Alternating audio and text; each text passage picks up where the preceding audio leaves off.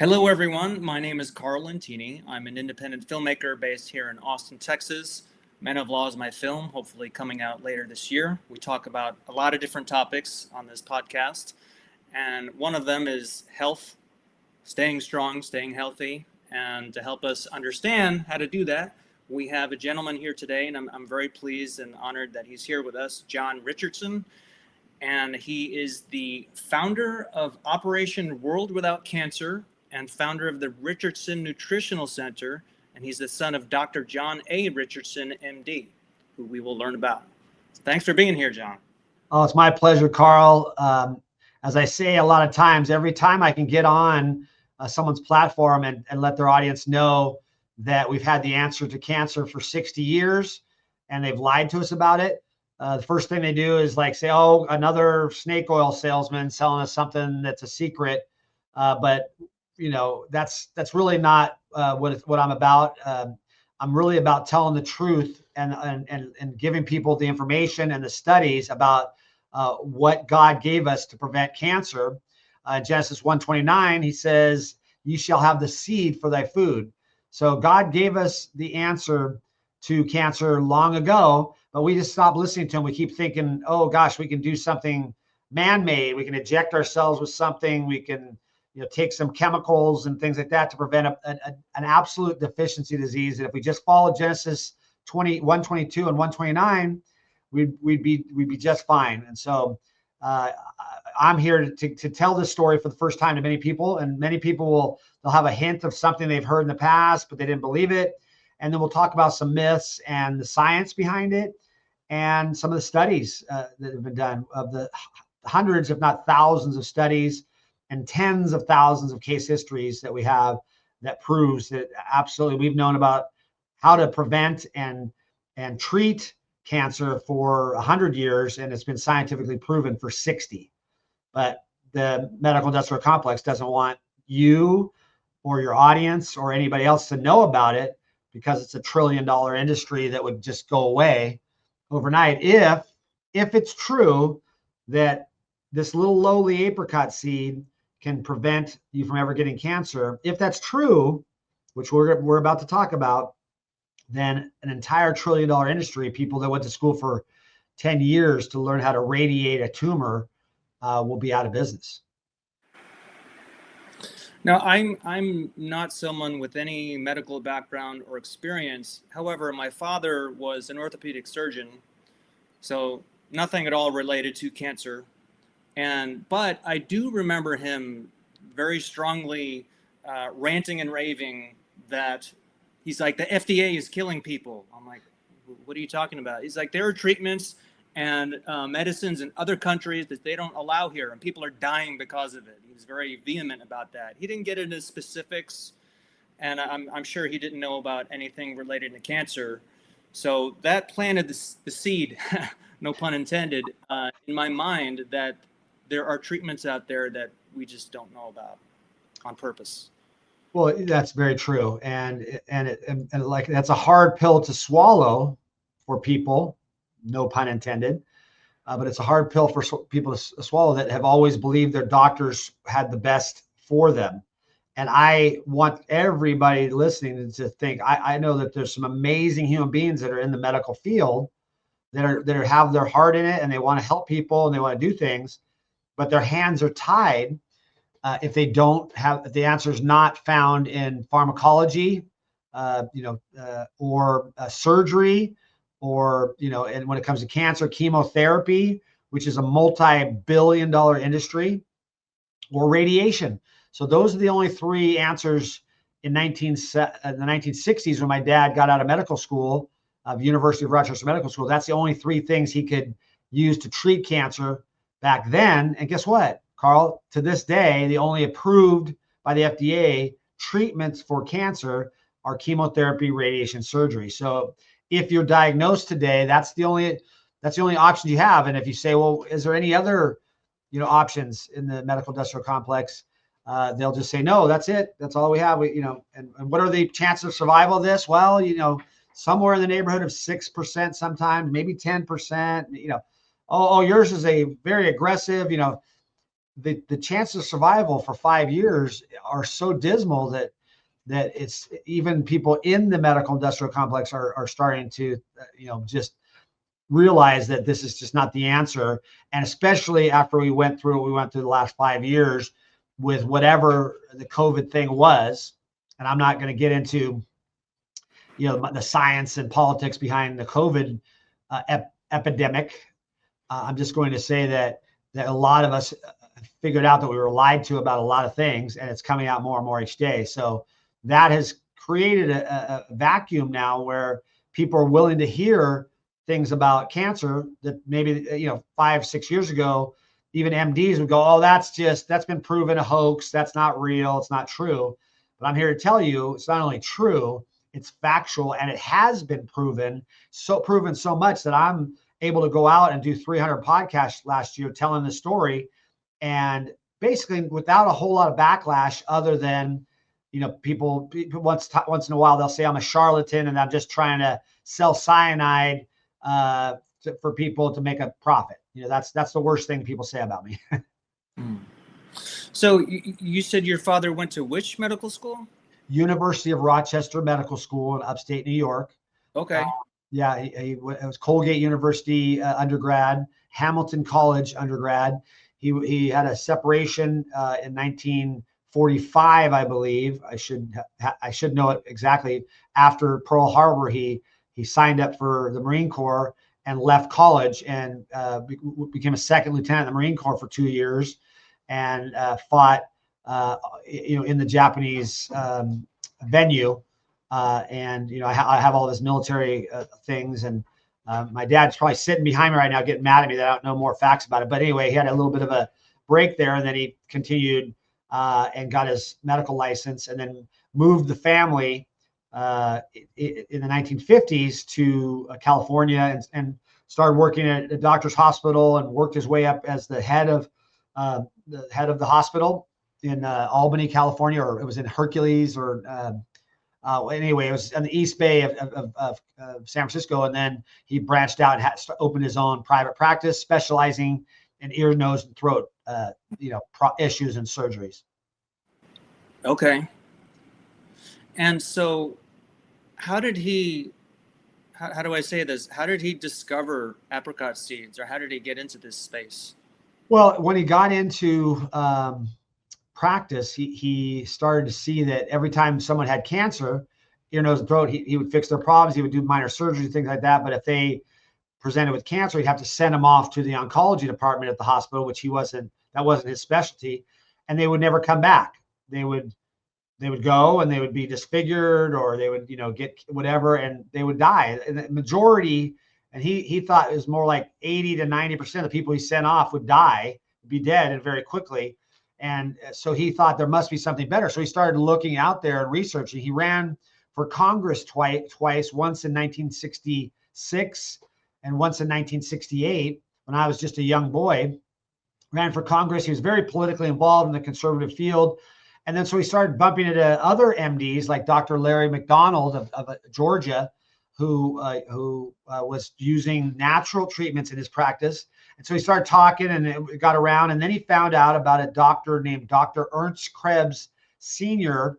Of San Francisco, who had a son named Ernst Krebs Jr., who in the 60s was doing research into this substance called amygdalin. He was purifying it and making it 100% pure out of apricot seeds to treat cancer. And he was having 100% success rates using enzymes and a compound called B15 and a compound called B17 to treat cancer patients. And so my dad was looking into it. He saw that it was controversial. MDs were frowned upon for using anything other than chemotherapy, radiation. But my dad kept studying about it and learning about it, and thought about using it in his practice. But it just so happened that our cat Spooky got a tumor on its neck, and he took Spooky to the veterinarian. The veterinarian recommended surgery, chemotherapy, and radiation for the cat, and said the cat would live probably another 6 months to a year, and it was going to be $2,000 in 1970s dollars. You can imagine a gold coin sold for $20 back in the 1970s. So you can imagine how much money that was. And so even though my dad was a successful physician, he thought, what a perfect time to try out this thing called Laetrile. So he drove over to San Francisco with my older brother, who's 10 years older than me. He recounted that story to me recently, and picked up some Laetrile, brought it back, and started administering it to the cat through, the cat's wet food. And the cat responded incredibly. Like the tumor just shrunk immediately. The cat's fur got better. He just responded tremendously. I mean, it was active again, and the cat was already old, but lived another 7 or 8 years. And so at the same time, as fate would have it, his favorite nurse, Charlotte Anderson, had a sister named Mildred who was diagnosed with stage 4 melanoma, and a bunch of, she metastasized everywhere. The main thing was that her arm was covered with tumors in her bones and all over her arm. So Kaiser Hospital said, we need to do, remove your arm first off, and then we need to do chemotherapy and radiation. And Mildred was talking to her sister about it, and they kind of agreed that she would go do a chemotherapy course and see how that worked out. She didn't want to remove her arm. She thought, that's drastic. But she did the chemotherapy and got so sick because they used this cobalt therapy. It was just really harsh chemical. Now they're doing, like lesser levels of chemotherapy to stop people from getting so sick. They still kills people sometimes, but that back then it was just really hard. And so she felt like it's way worse. The supposed cure is way worse than the cancer itself, And so she said, I'm not doing that anymore. And she was talking to her sister about dad's cat, who responded within weeks. And she begged her sister to beg my father to treat her with the same thing, even though it was controversial as an MD. So dad, thought about it and prayed about it and looked into it more, got more research. And he finally decided, even though he was probably risking, his license and other things, he thought he couldn't go against his Hippocratic oath and not help this patient who was begging for it. So he did. He treated Mildred, and lo and behold, Mildred responded just like the cat did, and the cancers went away. And within weeks, not months and years, within weeks, she was seemingly cancer-free. It might have been 6 weeks or 8 weeks, but she went back to Kaiser just to do a checkup. And they said, I don't know what you did, but it must have, that chemotherapy must have helped you that you took. It must have got rid of all your cancer because you're cancer-free. Now, remember, she quit and nothing was better when she did the chemotherapy. So, but that's what they would do to my dad. They would, all through his history, they'd say, oh, it's the lingering effects of the chemotherapy that healed the person, not this crazy natural treatment. But anyway, they said, well, you're cancer-free, but we still think together, the panel of 4 doctors think you need to remove your arm anyway. And she was like, well, why would I do that? And they said, well, it's just a thing we see, that if we get rid of the cancer, there's surgery, chemo, and we do it all, it always comes back. It comes back, 2 years later, 3 years later. So if we remove the place that the cancer was, it won't come back. It's less likely to come back. So she politely declined, thankfully, and she lived out her life and died of something else. But the funny part that's recounted by my father is that he ran into her at a wedding years later, about 6 or 7 years later, and she ran up to him with tears in her eyes and grabbed him with both hands, and he grabbed her, and they both realized that each of them had changed each other's lives. She still had her arm, and she still was alive and healthy. And my dad had completely changed his view of modern medicine by her being patient zero. So that just led into dad starting to treat hundreds of patients, and he was swamped without advertising. The word of mouth got out. And so he ended up treating, 6,000 patients from 1972 to 1978, and all of them successfully. Now, when I say successfully, I don't mean every single one of them he cured their cancer, because many of them came to him on their last leg. They had, they had surgery, radiation, chemotherapy. They had all these things. They were left frail, 80 pounds in a wheelchair. So many of those people still died. But my dad felt that he successfully got their appetite to come back, get them off painkillers, give them instead of planning for their death, they were hoping for a future. So out of his 6,000 patients, he had just success after success. But what that caused is the medical establishment started hearing about it. So his practice in July of 2000, July of 1972, his practice was raided. These guys with semi-automatic rifles from the FDA, from the California AMA, from the local sheriff's department.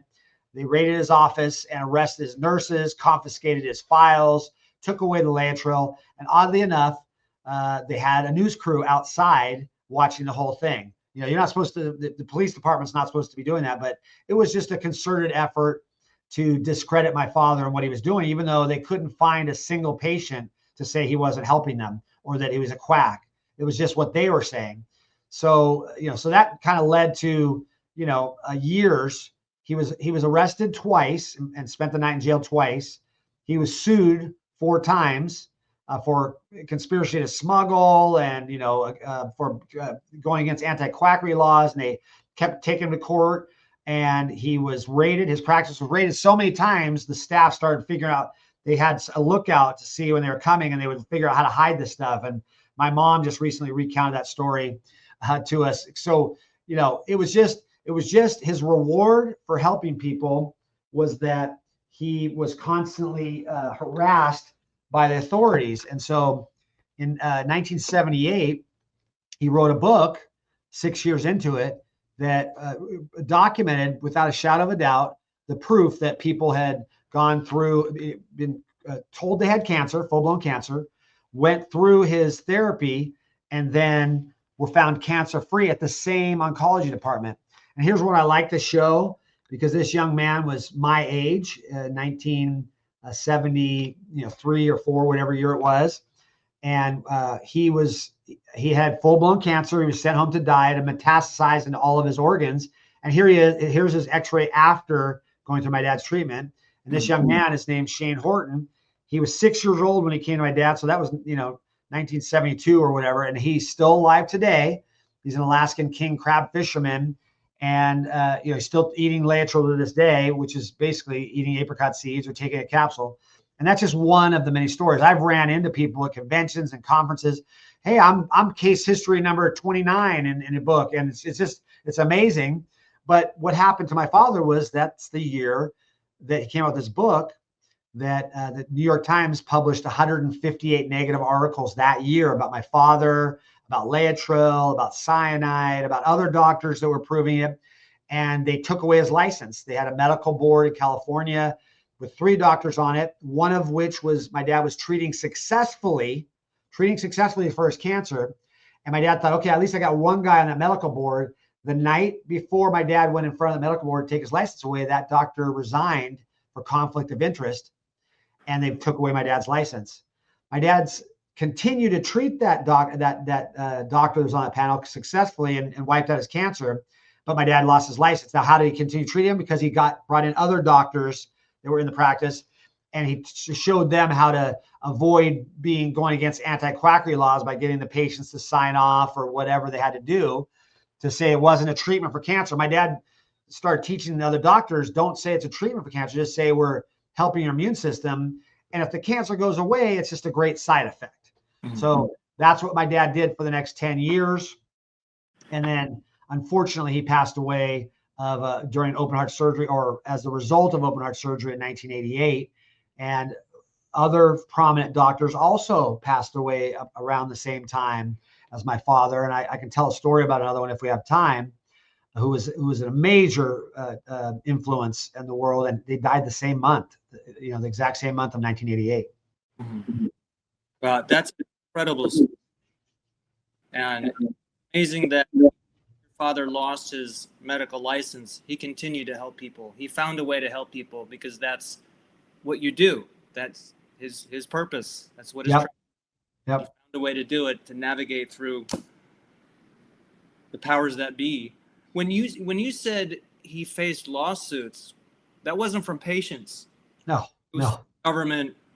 Yeah, it was all government. It was known in the media and everywhere, because my dad became a hero in the Bay Area, even amongst the hippies of Berkeley. I don't know if you know about Berkeley, and it's a very liberal area, but he was a hero to the natural people, pot smokers and the people with the hairy armpits. And he was a hero to them because he was treating cancer naturally. He was a hero to the conservatives because he was naturally a conservative Christian doctor from the Midwest. So he was a kind of a folk hero in the time. So, but they were offering $10,000. I remember talking to my dad about how much $10,000 was in the 70s. His first life insurance policy, he had 2 children, and he got a $10,000 life insurance policy. He thought, that's all the money anybody could ever need. $10,000, we forget, nowadays, $10,000 is a lot of money still, but it's not enough to retire on. But, so they were offering $10,000 to my dad's patients off list of records for anybody to go against them. They finally found a kid someone that died that had gone through chemo, radiation, and surgery to accept it.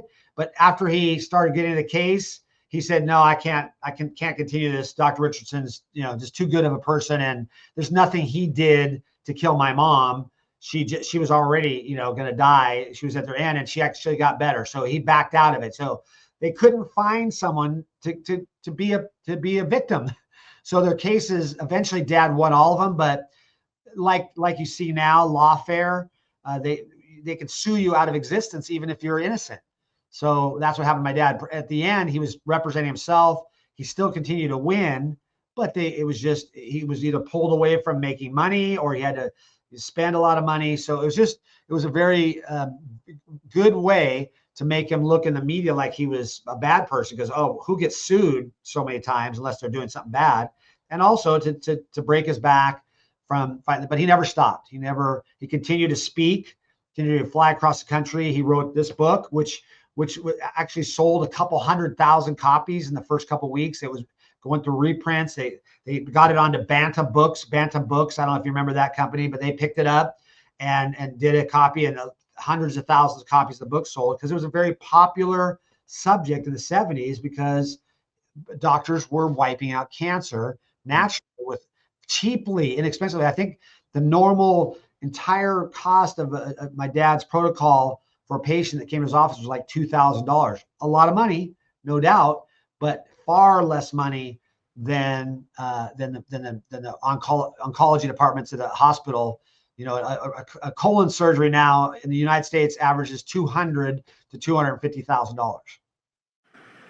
Wow. And you said that the New York Times wrote, what, 100 negative 158 negative articles, one paper, one city wrote 158 negative articles. We have articles in our vault of the last 60 years of history that we got from the Cancer Control Society, which is an organization that was formed after my dad was arrested. We've got articles from newspapers all across the country, but the New York Times was the biggest one, and CBS News would report on Laetrile, and movies and things like that would talk about killing people with apple seeds and apricot seeds, all of which is a hoax and a lie. The big lie about apricot seeds and apple seeds and all seeds is that they contain cyanide.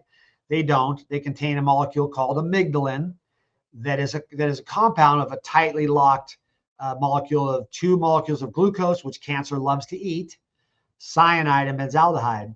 But it's so tightly locked that the FDA in the 70s said, even though we realized that amygdalin causes pain relief in these cancer patients, we're not able to break it apart in the lab without destroying the molecule. So it can't work the way Dr. Richardson and Dr. Harold Manor and Dr. All these doctors, Dr. Hans Nieper, who cured Ronald Reagan's colon cancer in 1985. It can't work the way they say it does, because we can't get it to break apart in the laboratory. But it breaks apart only in the presence of beta glucosidase, which is called the unlocking enzyme. Now, I had interviewed Rick Hill. I met him there was a Beljanski Cancer Conference here in Austin that I went to out of curiosity. I met a lot of great people there, but I met him and I interviewed him. And he's got a fascinating story where he had gone to Mexico, too young to die. Yeah, right. So I'm grateful that, I mean, I bought some. I got this. That's your dad on the back. Yeah, that's my pops. Yep. So for using this or treating yourself today, your immune system today, it seems to be very available. It's just the knowledge. A lot of people don't know about it. Yeah, it's the knowledge and the first reaction. Rick actually, I have a great story about Rick, but he actually works with us. He's also does podcasts like I'm doing and you did with him. His story is kind of like, we call it the living proof of concept. It's not the only one. There's thousands of people like Rick, but many people that use B17 and get rid of their cancer just don't want to tell the world about it. They're afraid that they're going to be ostracized or teased or, lots of different reasons. Or they're like, I'm done with cancer. I never want to hear about it again. So I don't blame them necessarily, but we get, for years I've been doing this, and most of the testimonials people don't really want to put on film, or they don't want, because they're just afraid. People are afraid to tell their doctor what they're doing because for reasons of being ridiculed. But Rick is a great testimonial of a man that was sent home to die in 1974 as a 24-year-old, and he's still alive today as a 74-year-old 50 years later. And everybody that was at the clinic that he was at, that was told to do chemo and radiation like he was told he had to do, they're all gone.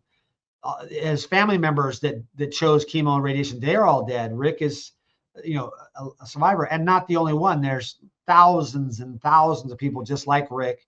One woman that went to the clinic in Mexico with Rick back in 1974 did my dad's protocol in the clinic in Mexico. And I just recently interviewed the son of the doctor that founded that clinic called A Waste of Hope. And we we're about the same age. And we said, oh, we got to have dinner sometime. Anyway, it's a small world. But a woman that was carried in on a stretcher that couldn't even walked out of the clinic 28 days later, cancer-free, unbelievably enough, and still is alive today as a grandmother of 17 kids in Florida, in a city in Florida. Rick's still friends with her. He still talks to her, but she has no interest in coming on a podcast and telling her story. She just wants to enjoy her grandkids and happy that she's still alive. And so a lot of those stories are the case, but we're getting people slowly but surely. We're getting people to go on film. I saved my breasts by taking B17. I got rid of my colon cancer with B17. I did, and my pancreatic cancer, I was told I had 8 weeks to live from my pancreatic cancer. And the oncologist said, the longest she can make me survive is a year. So I chose to go natural and use B17. And not me, I'm talking about this patient that I just recently talked to. And 4 years later, I'm cancer-free and surviving. And in the media, in the regular media, pancreatic cancer is one of the most deadliest, not just media, but when you go to the MIC, the medical industrial complex, pancreatic cancer is one of the most deadly. It's because of the enzyme that Rick probably told you about.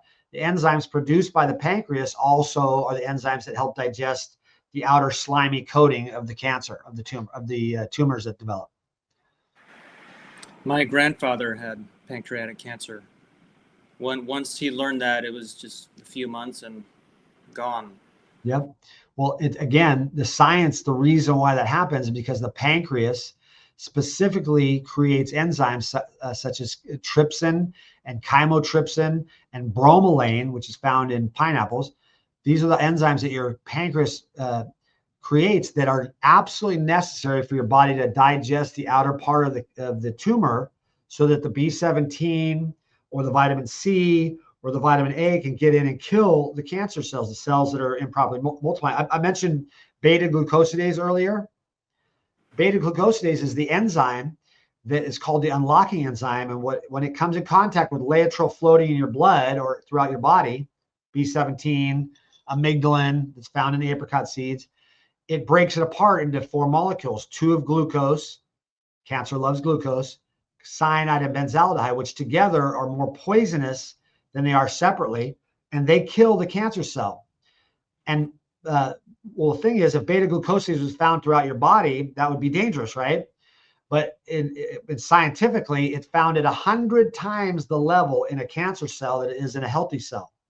And then there's another enzyme called rhodinase, which is found 100 times higher in healthy cells than it is in cancer cells. And rhodonase is called the protecting enzyme, and it turns cyanide and benzaldehyde, any excess that hasn't killed the cancer and been eaten up that way, it turns that excess into pain relievers, analgesics. So the rhodonase breaks down the cyanide and benzaldehyde into thiocyanate and benzalda something else. I should know that, but those are pain relievers. So 95% of my dad's patients that came to him got pain relief, and the FDA had to admit that yes, in fact, amygdalin does reduce pain in cancer patients, but we still don't want to approve it for use, because then people think it'll help them cure their cancer, and then they won't do the wonderful things like chemotherapy, radiation, and surgery that'll actually save their lives. So that's why we can never approve Laetrile as a treatment for cancer, even though they had to admit without a shadow of a doubt that it caused pain relief.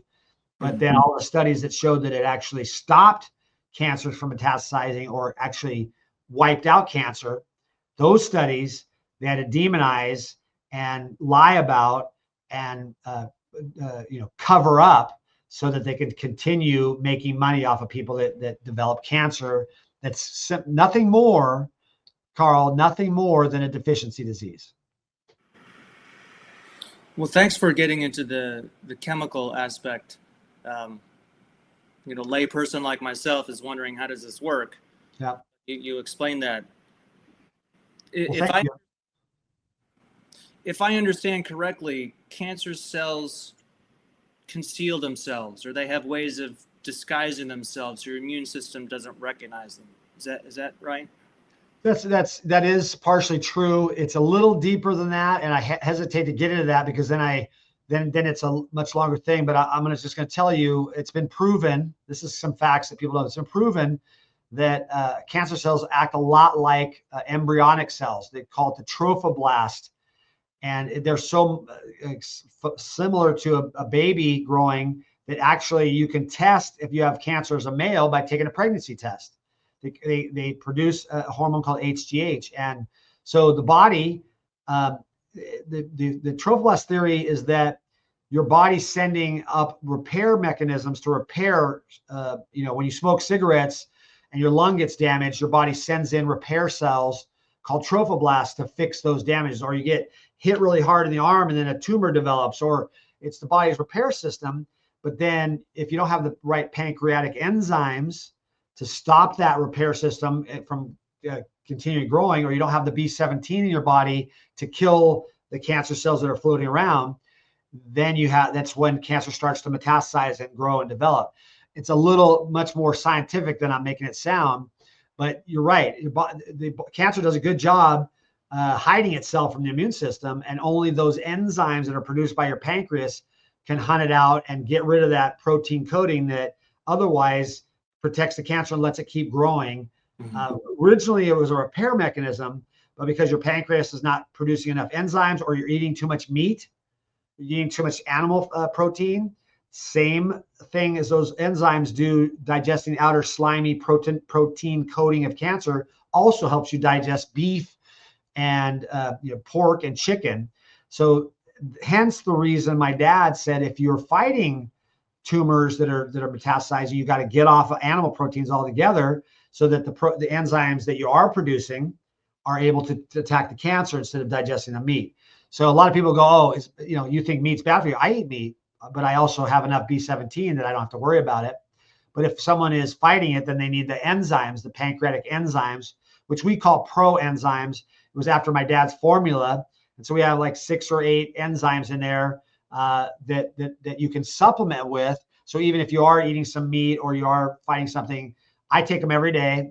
I increase them sometimes when I feel like I have some issues going with my stomach. But you can get those at your local health food store. Pancreatin, trypsin and chymotrypsin are the 2 main ones that they've proven, but bromelain has been studied. And it's a necessary enzyme that your pancreas produces to help your body's immune system take care of any improperly multiplying cells. So that's how it works. I mean, and I really did do it as a layman's. I've been asked by doctors all over the place, literally today, to do classes on it in a more scientific, and name the chemicals and show how the chemical reactions work, all of which have been studied. Uh, I'll bring one up. I'll bring just one. This is a book written by Dr. Harold Manor at Loyola University in 1970s. He had been there 30 years. This is him, hero. This is a hero doctor. He'd been there at Loyola for 30 years. He published 50 scientific articles, and anybody that knows what that means, publishing out there, it's a big deal. He wrote 6 textbooks. He had a PhD. He was listed in American Men of Science and Who's Who in America, and he was the head of biology at Loyola University. He heard about what these doctors were discovering about Laetrile, including my father. He mentions my father in this book. But he said, I'm going to study this at Loyola. And initially, Loyola University was behind it. They put the funding up. They thought it was great. So he studied for 5 years breast cancers in mice that were bred to grow human breast cancer cells. And so he proved, and he came out in 1978, that he could wipe out 89% of the tumors completely, and 11% were knocked out at least 50%. So he said there was 100% results from Laetrile, vitamin A, and those pancreatic enzymes I've mentioned. He was a big proponent of vitamin A. My dad was also talked about vitamin A, but he didn't think it was as important as Dr. Manor did. But they both said that Laetrile worked better with the enzymes and vitamin A. After the study was announced, and guess what year it was announced? 1978, same year my dad came out with his book. Separately, 2 different, he was in Chicago, my dad was in the San Francisco Bay Area, many other doctors as well.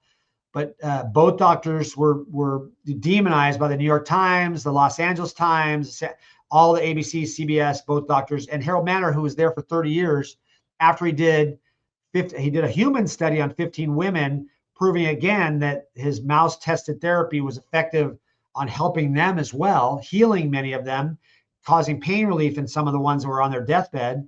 But he had 100% positive reactions in the 15 women. What was his reward? You remember my dad's reward was he lost his license. Dr. Harold Manor, who was a PhD biology professor, was fired unceremoniously because of the big pharma came after him. He said, I've proven that we should end mastectomies forever. There should be no more mastectomies. Breast cancer should be a thing of the past. And his reward after 30 years at Loyola University was to be fired, left penniless. He had to move to Mexico. He got hired by a wealthy businessman that put his Harold Manor on his clinic, and everybody thought, oh, he's successful, he's great. Well, he was starving, and they demonized him, and they put him down. And that was his reward for being a Christian, putting the word out there. And his book says the story of the research involving Laetrile that dropped a bombshell on orthodoxy. And here's the funny part, Karl, is I didn't know who Harold Manor was 9 months ago. I found him in the vault. We found 3 books. This is one of the 3. And I've been trying my staff to reach one of his 11 children to see if we can publish this again and get this word out there. He did another book that came out a month or so after he was passed away, the same month my dad did, October of 1988. They both passed away in the same month, 10 years after their books came out. So, this is just scratching the surface. There's so much more information and studies and like aha moments that I'm more convinced now at the age of 60 than ever that we really do have the answer to get rid of cancer. It's not even a question anymore to me. It's just about getting this information out to people and stopping people from being afraid to tell people or self-censoring. For years, I was talking about this, but I would self-censor. I wouldn't go out on the limb to say that we've actually found what it is that stops cancer. I would say, well, maybe it works. And, what's the harm of trying it? But now I've got so much documentation. I've had attorneys that have come in and looked at the studies and the information, and they're like, John, this is yeah, you're good. You got more studies. NIH, Karl, NIH, the National Institute of Health, which is not really big on natural answers, they came out with a study in 2024 that said that amygdalin causes apoptosis in cancer cells, right on the title of the study. And apoptosis is cell death. So our National Institute of Health says amygdalin kills cancer cells, but I would be shocked if a oncology department, any hospital in the United States, offers it as a natural, answer to cancer before going into deadly chemotherapeutic drugs that cost $20,000. Problem that I've heard from doctors is that it's only $35 for a 10-month supply on our website for apricot seeds. How can a doctor make a living if this actually, how can an oncologist make a living? This actually wipes out cancer. So, it's a quandary that we're going through, and we're fighting this battle. But I'm watching people run out of the medical industrial complex and go over to the natural side. I'm watching universities being planned to teach doctors about health and nutrition first, and then go with the, what's currently the pharmaceutical answer to disease after that. And I was going to ask, have any present day oncologists or doctors call you and say, look, I don't really know what you guys do, I don't believe in it, but just a Hail Mary, can you help my patient, please? Yes. I'm part of an organization, I'm part of an organization called the Global Wellness Forum.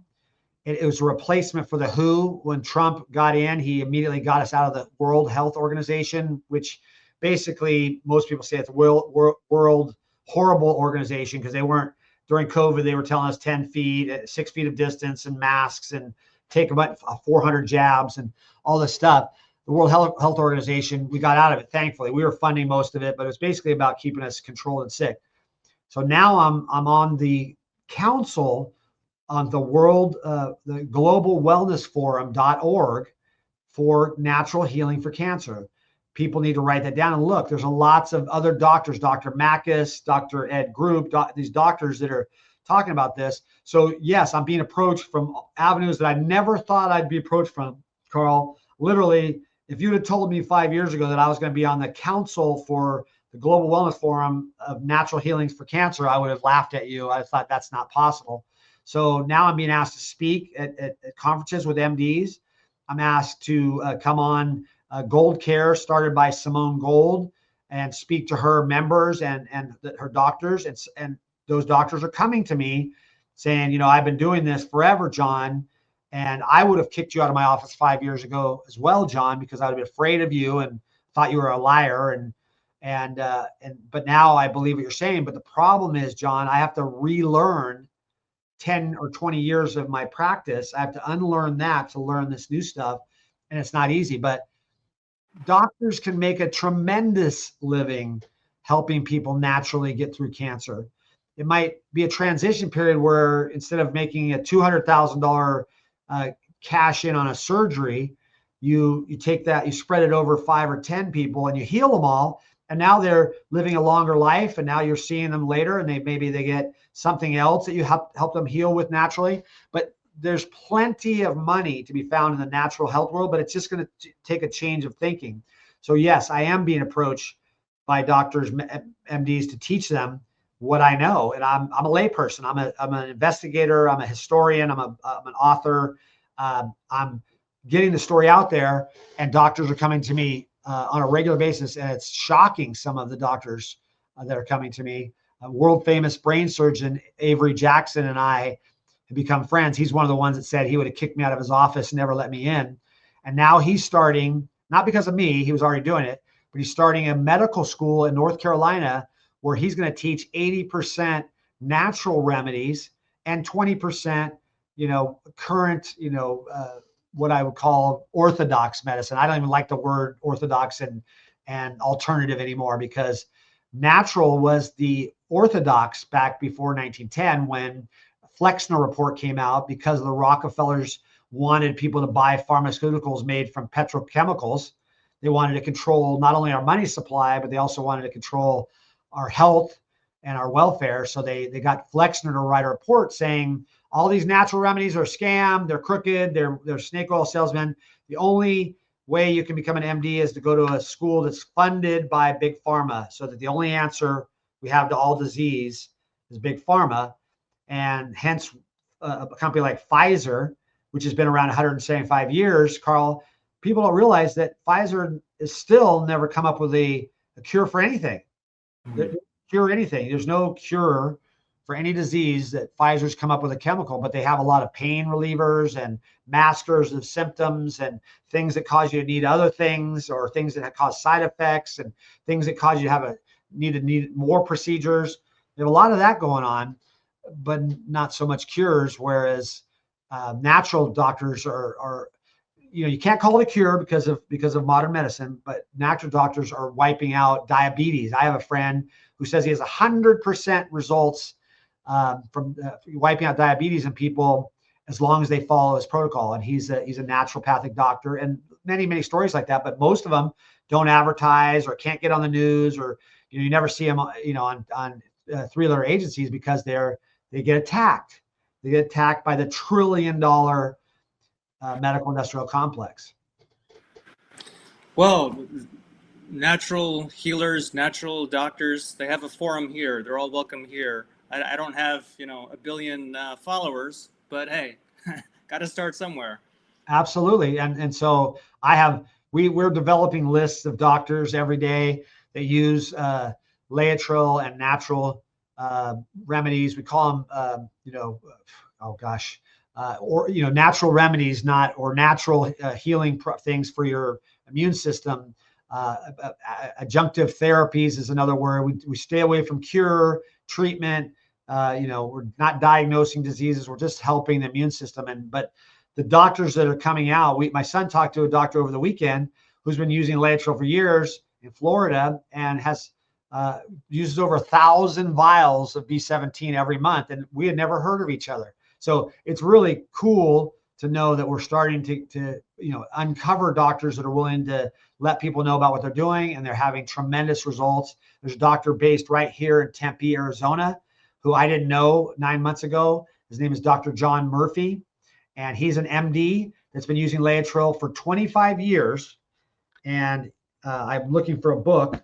He's been using Laetrile for 25 years, and he took over the practice of Dr. Binzel from the Midwest, who was using Laetrile a couple years, 5 years after my dad, with the same results and the same condemnation that my dad had to suffer. But Dr. John Murphy took over Dr. Binzel's practice. The very first cancer patient that Dr. Murphy treated with Laetrile and natural healing metabolic therapy is still alive today, 25 years later. So, and I didn't know him 9 months ago. So right. Yeah, I was at a meeting last Friday. Mike Tyson was there talking about natural healing. Tito Ortiz, the famous MMA guy, and then there was 3 doctors on the panel. One was a pediatrician from LA that was, informing people about vaccines. Another was a medical doctor from Hawaii that's been talking about natural healing for years. And one was a doctor here. His name is Dr. John Robinson. Dr. John Robinson, who's been treating people naturally since 1991. We all met for the first time, and we're all getting the word out there and doing this stuff. It's just crazy how it's happening now, and people are getting more brave, but they're also being supported by the administration is not going after doctors like they would have done 10 years ago that are healing people naturally. They're not afraid of them, and the public is not as afraid as it's been, even though 2,000 people will die today of the after effects of their cancer. Wow. Well, it's a real testament to the courage of your father and other doctors back in the old days, when they would face censorship, destruction, losing a license, possibly prison time. And so many people, they say everybody's number one fear is public speaking. You're afraid of looking strange, you're afraid of criticism, ridicule. So to do what you believe is right in the face of that is pretty courageous. I wanted to ask you, so for someone like me, I don't have cancer. I don't think I'm ever going to get it. But what does this do for me, just in general? Well, it's an excellent question that most people ask. After the cyanide question, or how does it work question, the next one is, I don't have cancer, so I don't need it. Well, if you were to jump off out of an airplane and say, I don't need an a parachute because I'm here safe on the plane. But then you jump out, you need a parachute. So think of amygdalin as something you need in your daily diet that is not found. Your body can't create. Your body can't create any B17. It's found in foods. And God said in Genesis 1:29, you should have the seed for thy food. And he didn't lie to us and say that because he didn't mean it. But the seed contains the seeds of watermelon, apples, grapes, all things that are making seedless now, by the way, if you go to the grocery store. Now, another subject, all these things have B17 in them. And B17 is what kills the cancer cell before it ever metastasizes. So most people define cancer as a tumor. Would you agree? Yeah. Cancer is not a tumor. The tumor is the body's defense mechanism surrounding the cancer to keep it from multiplying. Cancer is really a cell that's improperly multiplying, that has beta glucosidase. So when amygdalin sees it, it kills it instantly. You never knew you had cancer or never knew anything problem. So a guy like Ed Griffin, who's turning 94 this year, still has he been eating amygdalin his whole life, and says he doesn't know anybody that regularly eats amygdalin found in apricot seeds that's ever died of cancer. Again, I want to have to caveat, that doesn't mean somebody that came to a doctor after doing chemo, radiation, surgery, destroying their entire immune system, they started eating apricot seeds, they still might die. But the point is, if you're eating them like I do every day, why would you eat them every day? You don't have to eat apricot seeds. You can eat other foods. There's 1,200 different foods as found in this book, Natural Sources of B17, also not in print, oddly enough. But this book talks about boysenberries, chokeberries, almonds, pistachios, sorghum molasses, lima beans, all these foods that contain B17. But if they're GMO or they are overcooked or a lot of other things, the B17 is gone. So the average American gets about 0.5 milligram or 1 milligram of amygdalin in their diet. So that's why you'd want to eat it even as healthy. And you'll find other benefits. You'll find increased libido. You'll find less cavities.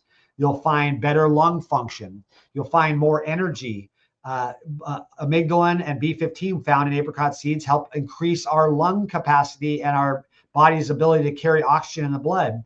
All this proven through studies that have been covered up. Another one is sickle cell anemia. Basically, B17, you can look at sickle cell anemia before, give someone an injection of B17 and look at their blood after, and you see the cells are normal, or a majority of the cells are normal. It's actually a preventative for sickle cell anemia. But do you think the Black community is going to find that out if instead of eating a $35 bag of apricot seeds, they have to spend tens of thousands of dollars to get medications to take away the symptoms of sickle cell anemia and die 10 years earlier? I think not. And it's unfortunate that and I hear people all the time talk about our medical system's a cult. It's, horrible. It's whatever. I don't go that far, because if I got in a car accident, Karl, and broke my arm, it doesn't matter how many apricot seeds I eat, I wouldn't be able to fix it. I'd need to go to the doctor and get it fixed. But it should be an emergency care situation. And RFK Jr. says 95% of the diseases we're walking around are chronic deficiency diseases that can be wiped out by proper diet and not eating poisonous food. One way, and I'm sure you've thought of this, and I'm not in any position to give you advice, but one way you reach people is through their pets, right? So if you can, I don't know if you have a program or a special product for animals, for pets. Yep. Go to our website. I have 2 minutes left till my next podcast. So I'll say, go to my website. There's a pet tab. My good friend Dr. Marlene Siegel and I did this. I don't think this is, here it is in pet version. Yes, absolutely. That's how it all started. Our cat Spooky was wiped out cancer. There's a guy named that has a website called longlivingpets.com. I'm not associated with it, but he's got hundreds of stories of pets having their cancer wiped out with the same nutritional therapy. And actually, he's increased the age limit of his Great Danes from 8 years to 20 years, 18 to 20 years over a 20-year study. So yes, absolutely. That's how this all started. And absolutely, people should grind up apricot seeds and put it in their dog's wet food, switch them to a raw meat diet, and they'll live longer, have a better coat, have more energy, and absolutely no question about it. Wow. That's great to hear, John. I really appreciate your time. I appreciate you. God bless you, and God bless your audience. And go to myworldwithoutcancer.com and get a free copy of this book sent to your email box. myworldwithoutcancer.com. Free copy. All it needs is your name, your first and last name, and your email address. And that will also put you on our email list so you can know all the things that are going on and information. But we're sending it out free. So nobody has an excuse not to know the truth. Okay. I'll put that in the description of this video. Great. Thank you so much, Karl. Thank you, John. All right. Bye-bye.